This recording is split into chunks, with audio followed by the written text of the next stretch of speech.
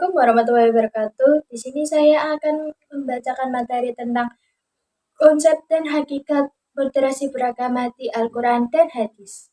Konsep moderasi beragama berakar pada ajaran Islam yang bersumber dari Al-Quran dan Hadis.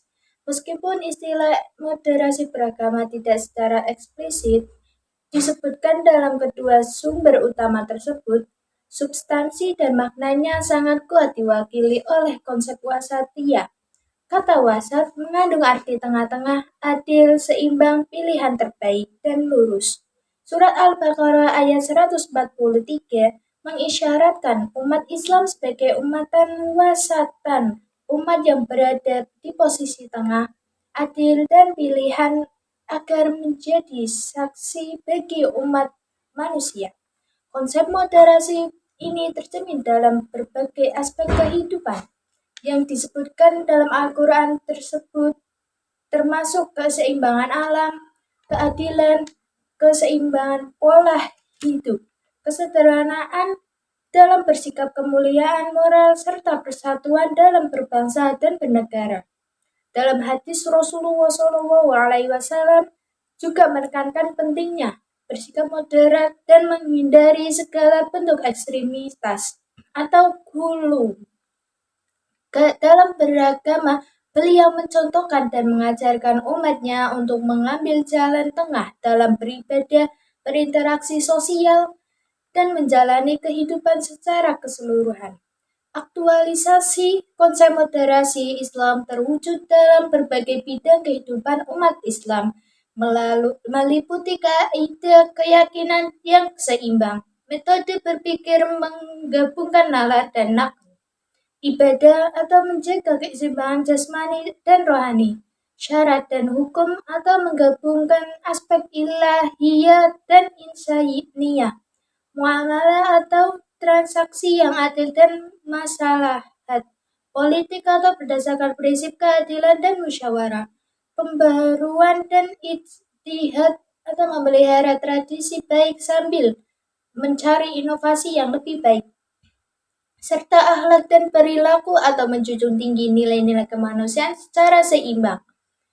Meskipun demikian, penanaman konsep Islam moderat menghadapi beberapa kendala-kendala meliputi kebodohan atau kurangnya pemahaman agama, fanatisme golongan, atau ta'asub yang berlebihan, dan sikap berlebihan atau ghulu dalam menjalankan ajaran Islam. Mengatasi kendala ini memerlukan upaya peningkatan ilmu pengetahuan agama, menjauhi sifat fanatik yang sempit, dan memahami ajaran Islam secara komprehensif dan proporsional.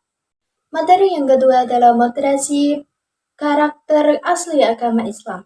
Pendapat Rektor UIN Sunan Gunung Jati Mahmud tidak sepenuhnya setuju dengan pandangan Haq Doswell, menyatakan bahwa doktrin agama-agama besar memiliki aspek kebiadaban karena karakter pada masyarakat brutal di masa lalu.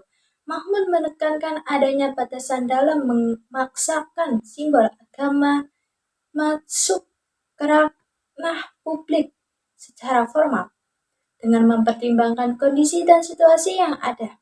Contoh konstitusi Madinah digunakan untuk mengilustrasikan pentingnya membedakan antara dimensi nilai universal dan regulasi lokal dalam ajaran agama. Pemaksaan budaya lokal Arab sebagai doktrin universal juga dikritisi dengan penekanan bahwa praktik politik di negara lain yang mayoritas muslim bukanlah representasi tunggal ajaran Islam yang dapat diterapkan di Indonesia. Beberapa karakteristik moderasi beragama ada 14. Yang pertama, memahami realitas, menerima kemajemukan Indonesia dan membedakan antara ajaran Islam yang tetap atau sawabit yang dapat berubah sesuai zaman atau mutaghayirat. Yang kedua, memahami fisik prioritas atau mengutamakan ajaran yang lebih penting dan peka terhadap isu sosial serta menghindari fanatisme. Yang ketiga, mengedepankan prinsip kemudahan dalam beragama Agama Islam hadir untuk memudahkan, bukan menyulitkan, dengan mempertimbangkan konteks masyarakat. 4. Memahami teks keagamaan secara komprehensif, tidak memahami agama secara parsial, melainkan mencakup seluruh aspek kehidupan. Yang kelima, keterbukaan dalam menyikapi perbedaan ajaran, menerima perbedaan sebagai rahmat dan mencari nilai kemaslahatan di dalamnya. Yang keenam, komitmen terhadap keadilan dan kebenaran, senantiasa menjunjung tinggi nilai keadilan dalam bertindak. Yang ketujuh, toleransi dalam akhlak, menghargai perbedaan tanpa harus membenarkan yang berbeda. Yang kedelapan, musyawarah atau egaliter, tidak membedakan manusia berdasarkan faktor kultural dan mengakui potensi benar dan salah pada setiap individu. Yang kesembilan, syura atau musyawarah, mengutamakan masyarakat dan mufakat dalam mengambil keputusan. Yang kesepuluh, islah atau reformasi, memelihara tradisi baik sambil melakukan pembaruan ke arah yang lebih baik dan relevan. Yang ke-11, aulawiyah atau mendahulukan prioritas, mengutamakan hal yang lebih penting dalam membawa kemaslahatan terbesar. Yang ke-12, tawawur wa ibtikar, dinamis dan inovatif, terbuka terhadap hal baru yang tidak bertentangan dengan syariat dan membawa kemaslahatan. Yang ke-13, tahadur, berkeadaban, menjunjung tinggi nilai akhlak, karakter, identitas, dan integritas. 14. Wataniyah wa muwatanah atau penerimaan eksistensi negara, menerima keberadaan negara dan mengutamakan semangat kebangsaan. Baik, materi yang ketiga adalah membangun toleransi. Toleransi adalah nilai fundamental dalam kehidupan berbangsa yang memungkinkan harmoni di tengah perbedaan. Fundamentalisme yang sering disalahpahami dan dikaitkan secara sempit dengan Islam merupakan tantangan bagi toleransi karena cenderung pada interpretasi kaku terhadap ajaran agama dan menolak modernitas serta pluralisme. Untuk mengatasi kebuntuan paradigmatik fundamentalisme, diperlukan upaya lompatan atau post-fundamentalisme yang menekankan dimensi antroposentris ajaran agama dan penafsiran yang emasipatoris, mendorong inklusivitas, pluralisme, demokrasi, dan HAM. Toleransi dapat dipandang sebagai kuasa nilai yang esensial untuk perdamaian dan juga sebagai bentuk moderasi beragama yang menghindari ekstremisme dan menekankan keseimbangan atau musyah. Toleransi dalam demokrasi. Toleransi dalam demokrasi tumbuh dari penghormatan dan pemahaman perbedaan melalui interaksi dan kepercayaan. Di Indonesia, moderasi beragama berlandaskan komitmen kebangsaan, anti kekerasan, dan penerimaan tradisi lokal. Intoleransi muncul karena faktor sosial dan politik dan kurangnya pemahaman. NU berperan penting dalam menjaga toleransi kebangsaan dengan komitmen pada Pancasila dan NKRI, serta melawan intoleransi.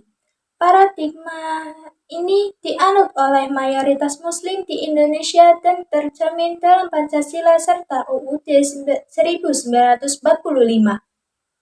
Yang terakhir adalah ekstremisme beragama dan ruang lingkupnya. Ekstremisme atau gulu adalah tindakan atau sikap yang melampaui batas dalam beragama, ditandai dengan berlebih-lebihan dan tidak sesuai dengan ajaran agama yang sebenarnya. Gulu atau berlebihan bisa terjadi dalam akidah, praktik agama, dan ciri kelompok ekstrim seperti fanatisme, mempersulit, berprasangka buruk, dan mudah mengkafirkan. Ekstremisme beragama disebabkan oleh metodologi ilmiah keliru atau kebodohan beragama, interpretasi parsial, literal tanpa konteks, faktor kejiwaan dan pendidikan atau tabiat keras, lingkungan keras, serta faktor sosial, ekonomi, politik, dan masalah dunia, atau ketidakpuasan umat, hegemoni asing, sekularisasi, Ekstremisme beragama bentuk tidak hanya ucapan dan tindakan tapi juga hati dan perasaan. Batasan ekstremisme harus berdasarkan Al-Quran dan Sunnah, bukan hawa nafsu.